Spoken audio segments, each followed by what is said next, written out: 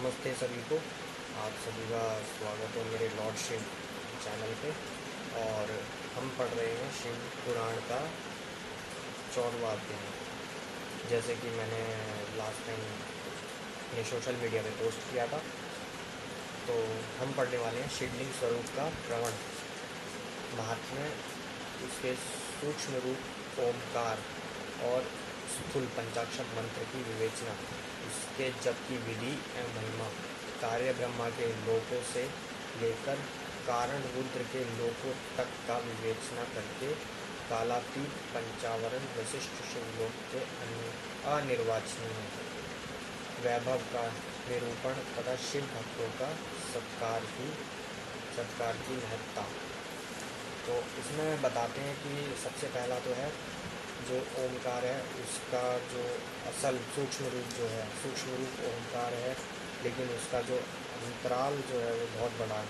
और जो पंचाक्षर मंत्र है उसकी विवेचना करने के लिए बताया गया है इसमें, और इसके जप करने की विधि, उसको सिद्ध करने की विधि, उसकी महिमा के बारे में बताया गया है। इसके अलावा जो हमारे लोक हैं, ब्रह्मलोक, विष्णुलोक और महादेव का कैलाश में जो लोग पढ़ते हैं, वो ब्रह्मलोक में तो ब्रह्म रहते हैं। विष्णु लोक में वैकुंठ लोक जिसे कहा जाता है, वैकुंठ लोक ज़्यादा सुनना होगा, लोगों ने चैनलों पे बताया होगा, लेकिन उसको वैकुंठ भी कहते हैं, गोलोक भी कहते हैं, और गोलोक भी उसी में ही आता है। और आपका महादेव तो कैलाश पे विराजमान है, लेकिन वो इस धरती पे जो कैलाश पर्वत है वो वाला कैलाश पे नहीं है, जो आप सोचें कि वो धरती वाले कैलाश पे भगवान शिव बैठे हुए हैं, ऐसा नहीं है। हाँ, उस पर चढ़ना असंभव है क्योंकि वो भगवान शंकर का है, तो उस पर तो चढ़ना तो बिल्कुल ही असंभव है। तो इसमें कहते हैं कि सूत जी बोलते हैं कि आप लोगों के मन में यह इच्छा जागृत हुई, उसके लिए आप धनी हैं।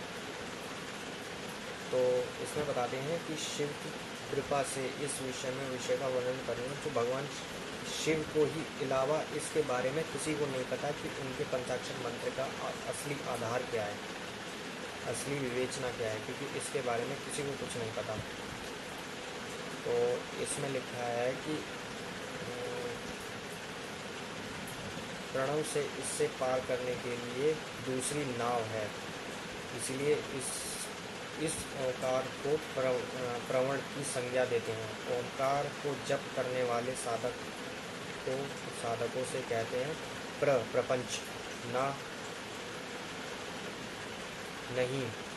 प्रपंच नहीं है, वह तुम लोगों के लिए अंतर भाव को लेकर भी ज्ञानी पुरुष ओम प्रवण नाम से जानते हैं। इसका दूसरा भाव ये है प्रक्षेण न नेते व युष्मान मोक्षम इति वा प्रवण, अर्थात यह तुम सबकी उपासकों को बलपूर्वक मोक्ष तक पहुंचा देगा। इसका अर्थात यह है, इस अभिप्राय से यह भी ऋषि मुनि प्रवण कहते हैं।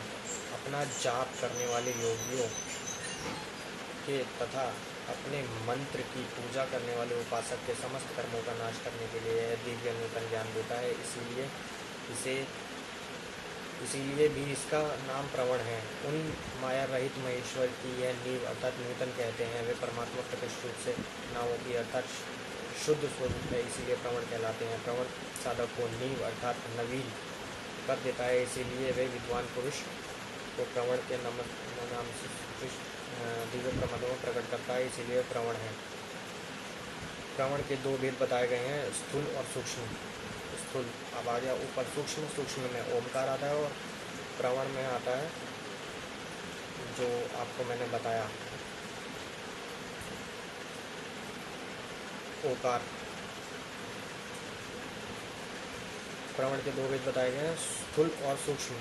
एक अक्षर रूप है जो ओम है, और सूक्ष्म प्रवण चाहिए और नमः शिवाय 5 अक्षर वाले मंत्र को स्थूल प्रवण समझना चाहिए। जिसमें 5 अक्षर व्यक्त नहीं है वह सूक्ष्म है, जिस मंत्र के अंदर पांच अक्षर नहीं होते वह सूक्ष्म मंत्र बोला जाता है उसको। वह सूक्ष्म है जिसमें पांच अक्षर सुस्पष्ट रूप से व्यक्त हैं, वह स्थूल है। सूक्ष्म होता है छोटा, जिसमें जो मंत्र छोटा होगा वो सूक्ष्म में जाएगा और जो बड़ा होगा वो स्थूल में जाएगा। जीवन मुक्त पुरुष के लिए सूक्ष्म प्राणों का जप का विधान है, वही उसके लिए समस्त साधनों का सार। वह अपनी देह का विलय होने से सूक्ष्म प्राणों का मंत्र जप करने से अर्थात भूत परमात्मा का अनुसंधान करता है। जब शरीर नष्ट हो जाता है तब वह पूर्ण ब्रह्म स्वरूप शिव को प्राप्त कर लेता है। वह सुनिश्चित बात है। जो अर्थ का अनुसंधान ना करे, केवल मंत्र का जाप करता है, उसे निश्चय ही योग की प्राप्ति होती है। जिसने 36 करोड़ मंत्र का जाप कर लिया हो वह उसे अवश्य ही योग प्राप्त होता है। सूक्ष्म प्रणव के भी अहस्व और दीर्घ के भेद से दो रूप जाने जाते हैं, अकार, उकार, मकार, बिंदु, नाद, शब्द, काल और कला। इनसे युक्त जो प्रणव है उसे दीर्घ प्रणव कहते हैं। वह योगियों वह हृदय में स्थित होता है। मकार प्रत्यय जो ओम है वह अ, उ, म, इन तीन तत्वों से युक्त इस हृदय को अहस्व प्रणव कहते हैं। अ शिव है, उ शक्ति है और मकार इन दोनों की एकता है। वह तित्र तत्व स्वरूप है। ऐसा समझकर अहस्व प्रणव का जाप करना चाहिए। जो समस्त पापों को क्षय करना चाहते हैं उनके लिए वह इस अहस्व जप अत्यंत आवश्यक है। पृथ्वी, जल, तेज, वायु और आकाश, ये 5 भूत आदि शब्द, स्पर्श आदि इन 5 विषयों को सब मिलकर इन 10 वस्तुओं का मनुष्य को कामनाओं के विषय है। इनकी आशा मन में लेकर जो कर्मों के अनुष्ठान में संलग्न होते हैं वे 10 प्रकार के पुरुष कहलाते हैं, तथा जो निष्काम भाव से शास्त्र विहित कर्मों का अनुष्ठान करते हैं वे निर्वृत्त कहे गए हैं। प्रवृत्त पुरुषों अहस्व प्रणव का ही जप करना चाहिए। वह निर्वृत्त पुरुषों का दीर्घ प्रणव का वायुक्तियों वह तथा अन्य मंत्रों के आदि में इच्छा अनुसार शब्द कला से युक्त प्रणव का उच्चारण करना चाहिए। वेदों के आदि में और दोनों संध्याओं की उपासनाओं के समय भी ओमकार उच्चारण करना चाहिए। प्रणव का 9 करोड़ जप करने से मनुष्य शुद्ध हो जाता है। 9 करोड़ का जप करने से पृथ्वी तत्व पर विजय पा लेता है। तत्पश्चात पुण्य 9 करोड़ का जप करने से जल तत्व को जीत लेता है। पुण्य 9 करोड़ जप करने से अग्नि तत्व पर विजय पा लेता है। तदनंतर फिर 9 करोड़ का जप करता है वो वायु तत्व पर विजय प्राप्त कर लेता है। फिर 9 करोड़ का जप करने से आकाश को अपनी अधिकार में कर लेता है। इसी प्रकार 9 करोड़ का जप करके क्रमशः गंध, रस, रूप, स्पर्श और शब्द विजय पर विजय पा लेता है। इसके बाद 9 करोड़ का जप करके अहंकार को भी जीत लेता है। इस तरह 108 करोड़ प्रणव जप करके उत्कृष्ट बोध को प्राप्त हुआ पुरुष शोध योग का लाभ करता है। शुद्ध योग से युक्त होने पर वह जीवन मुक्त हो जाता है। इसमें संशय नहीं। सदा प्रणव का जप और प्रणव स्वरूपी शिव का ध्यान करते हुए समाधि में स्थित हुआ महायोगी पुरुष साक्षात शिव ही है, संशय में नहीं है। पहले अपने शरीर प्रणव की ऋषि छंद और देवता आदि का न्यास करके फिर जप आरंभ करना चाहिए। आकार आदि नृत्य का से युक्त प्रणव अपने अंगों में न्यास करके मनुष्य ऋषि हो जाता है। मंत्रों का दशबंदी संस्कार, मात्र का न्यास तथा षण्ढव शोधन आदि के साथ संपूर्ण न्यायफल उससे प्राप्त होता है। प्रत्येक आदि तथा प्रवृत्ति निवृत्त मिश्रित भाव वाले पुरुष के लिए स्थूल प्रणव का जप ही अभिष्ट साधक है। क्रिया, तप और जप के योग से शिव योगी 3 प्रकार के होते हैं, जो क्रमश क्रिया योगी, तपोयोगी और जप योगी। शिव जी के भी 3 रूप आते हैं, जिनमें आते हैं क्रिया योगी, तपोयोगी और जप योगी कहलाते हैं। जो धन आदि वैभव से पूजा सामग्री संचय करके आदि के अंगों से नमस्कार आदि क्रिया करते हुए इष्ट देव को पूजा में लगा रहता है वह क्रिया योगी कहलाता है।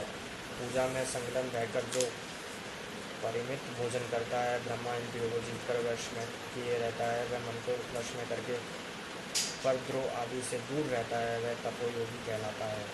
जो सद्गुणों से युक्त होकर जो सदा शुद्ध भाव से रहता है, समस्त काम आदि दोषों से रहित और शांत चित्त से निरंतर जप करता रहता है वह महापुरुष जप योगी कहलाता है।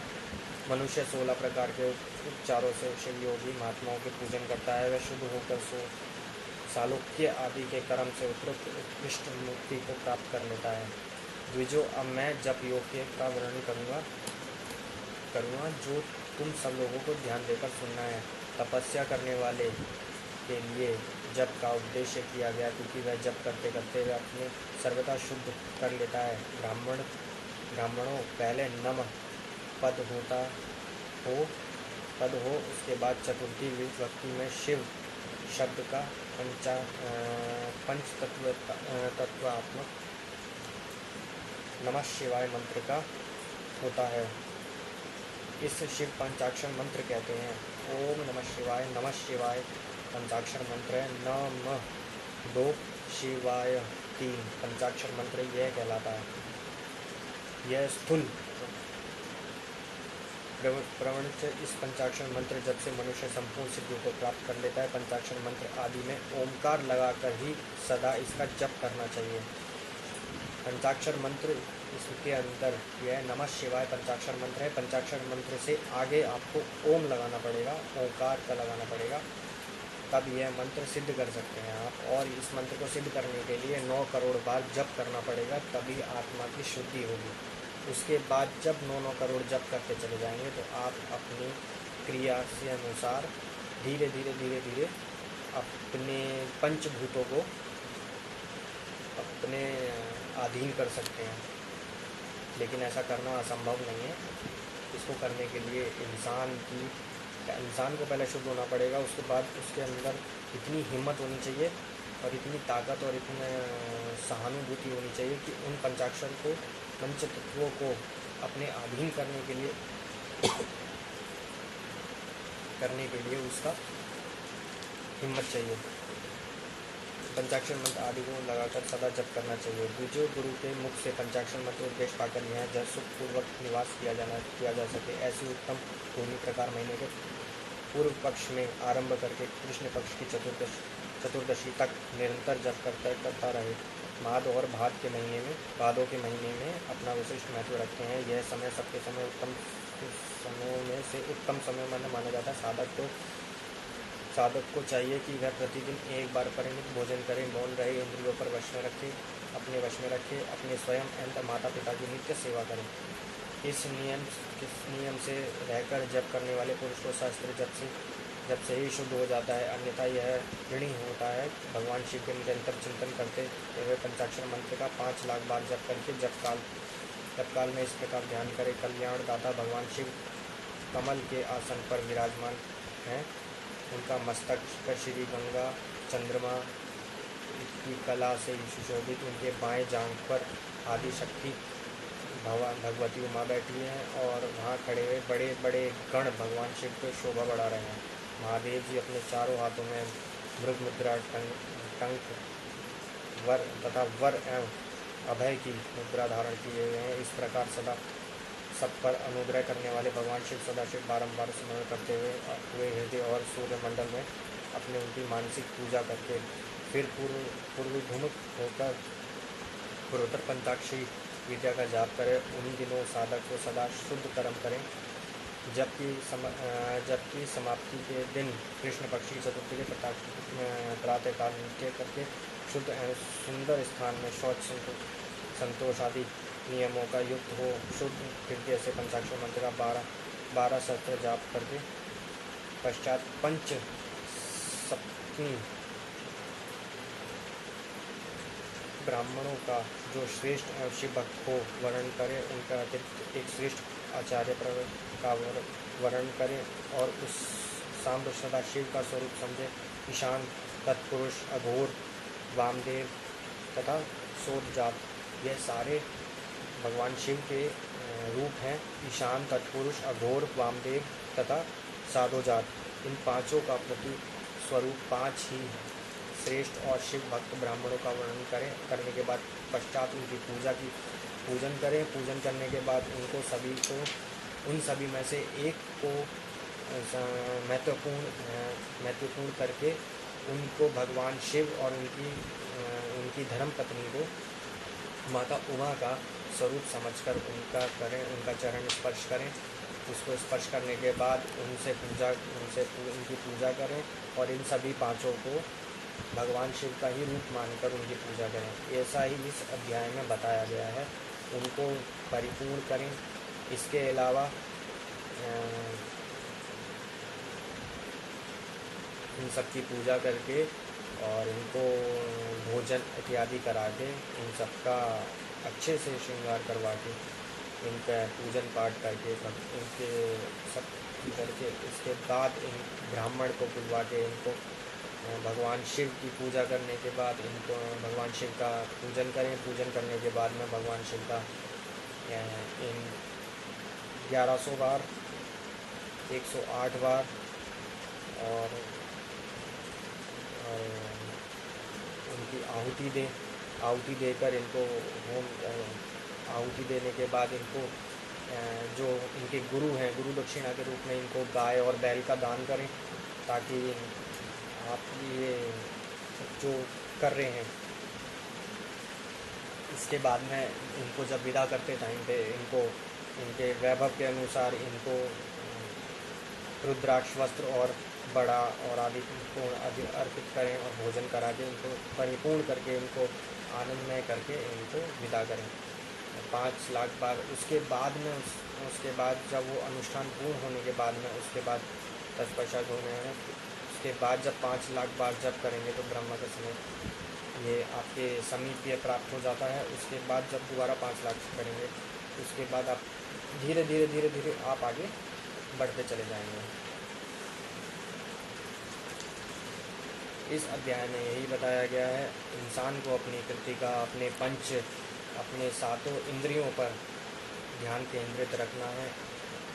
ये अध्याय बहुत ही बड़ा है, इसका मैं वास्तव में सार बताऊंगा और अगले अध्याय में मैं एक ही उसमें बताऊंगा। इसके अलावा भी इस अध्याय में बताया गया है कर्म माया, ज्ञान माया, इन दोनों के बारे में बताया गया है। कर्म माया वो होती है जिसमें माँ का अर्थात लक्ष्मी और वह कर्म भोग ज्ञात प्राप्त होता है, इससे वह माया और वह कर्म माया कहलाती है। और दूसरा है ज्ञान माया, इसीलिए उसको भी माँ के अर्थ से ही निकाला गया है ज्ञान माया। ज्ञान माया का उपयुक्त सीमा से नीचे नश्वर भोग और ऊपर नित्य भोग हैं, उससे नीचे। अब इसके बाद बताया गया है कि जो हमारे जो ब्रह्मदेव हैं, ब्रह्मदेव का जो लोक है उससे ऊपर आगे बढ़ते हैं, तो उससे आगे बढ़ते हैं विष्णु लोक। विष्णु लोक के अंदर बताया गया है इसमें कि मैं आपको बताता हूँ कितने लोग हैं।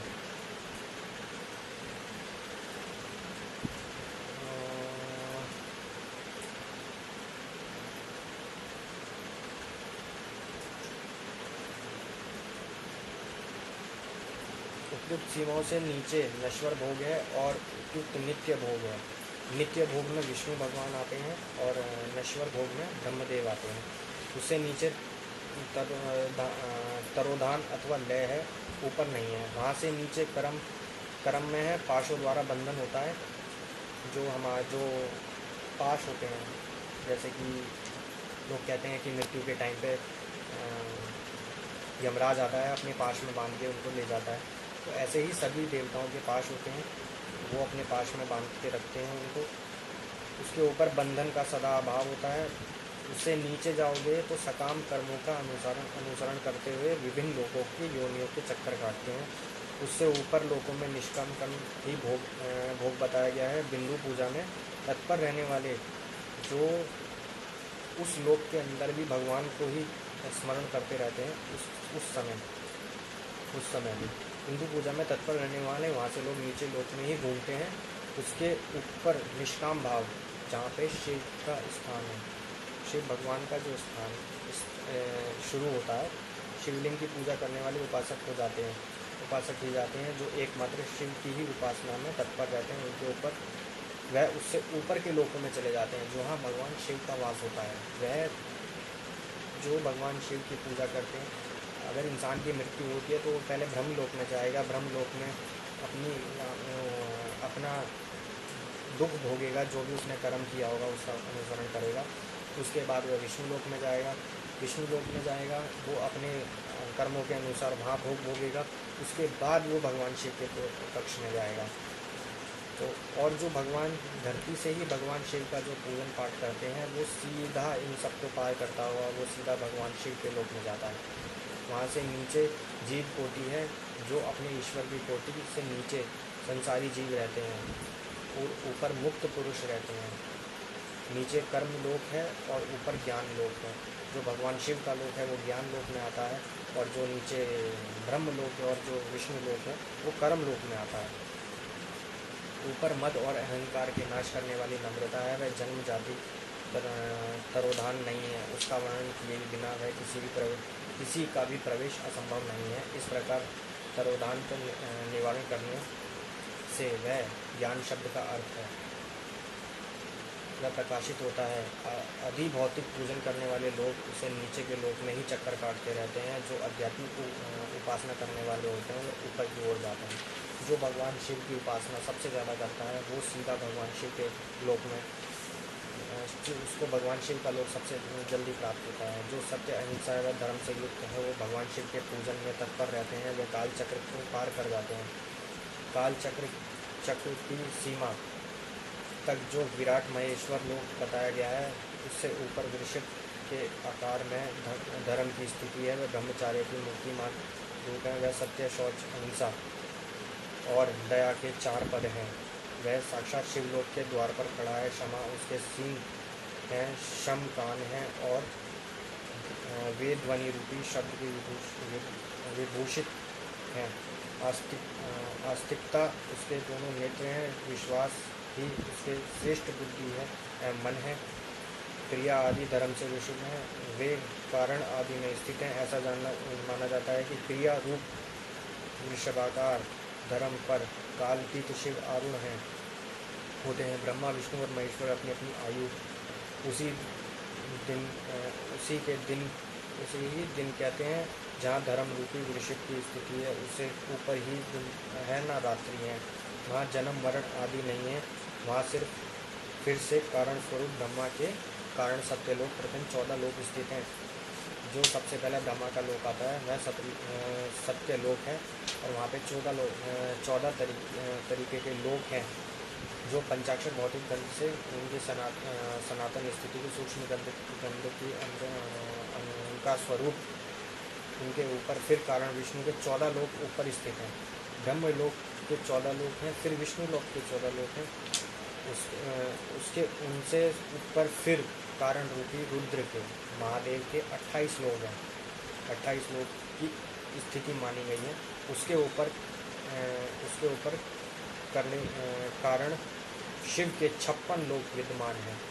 मतलब 28 लोक के ऊपर भी भगवान शिव के, उससे बाद भी 56 लोक हैं, जहाँ पे मतलब वहाँ पे शुद्ध आत्माएं वास करती हैं। तदनंतर शिव समस्त ब्रह्मचार्य लोग हैं। वह 5 अप्सरों आवरणों का युक्त ज्ञान में कैलाश है, जहाँ पे 5 मंडलों में 5 ब्रह्म कलाओं आदि शक्ति से युक्त आदिकाल के प्रतिष्ठान है। उसे परमात्मा शिव का शिवालय है। वहाँ कहा गया है परम शक्ति युक्त परमेश्वर शिव का निवास करते हैं। सृष्टि, पालन, संहार, तरोधन, अनुग्रहण इन 5 क्रियाओं के प्रवीण हैं। उनका श्री विग्रह सच्चिदानंद स्वरूप वह सदा शिव ध्यान रूपी धर्म के में स्थित है करते हैं। तो यह आपको इसमें बता दिया गया है कि इसमें भगवान शिव के कितने लोग हैं। मतलब 56 लोग एक हैं और 28 लोग एक हैं। 28 लोग अब अगले अध्याय में जो बताया गया है उसमें उसमें जो बताया जाएगा, उसमें उन जो 14 लोग हैं ब्रह्मलोक और विष्णु लोक, उनके अंदर के अंदर से जो बंधन से जो मुक्ति प्राप्त होती है, मुक्ति कैसे मिलती है, उसके बारे में अगले में बताया गया है। तो ये अध्याय मैं यही समाप्त करता हूँ, और यह समाप्त ही हो चुका है वैसे, इसके आगे कुछ है नहीं। इंसान को अपने जीवन से मुक्ति पाने के लिए सबसे बड़ा तरीका है ज्ञान, मतलब जप, तप और ज्ञान, ध्यान। इससे ही इंसान को मुक्ति प्राप्त होती है, और इसके दर्श में कुछ भी नहीं मिलता इंसान को। मृत्यु के बाद इंसान के कर्म ही उसका साथ देते हैं, और कर्म इंसान के अच्छे होंगे तो इंसान को अच्छी मृत्यु प्राप्त होगी, कर्म इंसान के बुरे होंगे तो उसको बुरी मृत्यु ही प्राप्त होगी। अब बहुत से लोग कहते हैं कि मृत्यु के बाद इंसान की अच्छाई ही जानी जाती है, बुराई तो कोई करता नहीं। और कहते हैं लोग कि शमशान एक बुरी वस्तु है, बुरी जगह है, तो ऐसा कुछ है तो नहीं, क्योंकि शमशान के अंदर कभी कोई गए हों, आप कभी नोटिस कीजिएगा कि शमशान घाट के अंदर, चाहे वो बीच रोड पे क्यों ना हो, बाहर की आवाज़ अंदर नहीं जा सकती। कभी भी आप जाएंगे, आप कुछ भी करेंगे, वहाँ जाने के बाद एक अजीब सा अनुभव होगा, एक अजीब सी आपके अंदर से मन में उठेगी, दिमाग ऐसा हो जाएगा स्थिर एकदम कि बाहर की कोई भी किसी भी चीज़ से आपको कोई मतलब नहीं होगा। वैसे तो सब लोग अशुद्ध मानते हैं उसको, लेकिन इंसान जहाँ पांच तत्वों से बना ये शरीर मुक्ति प्राप्त करता है।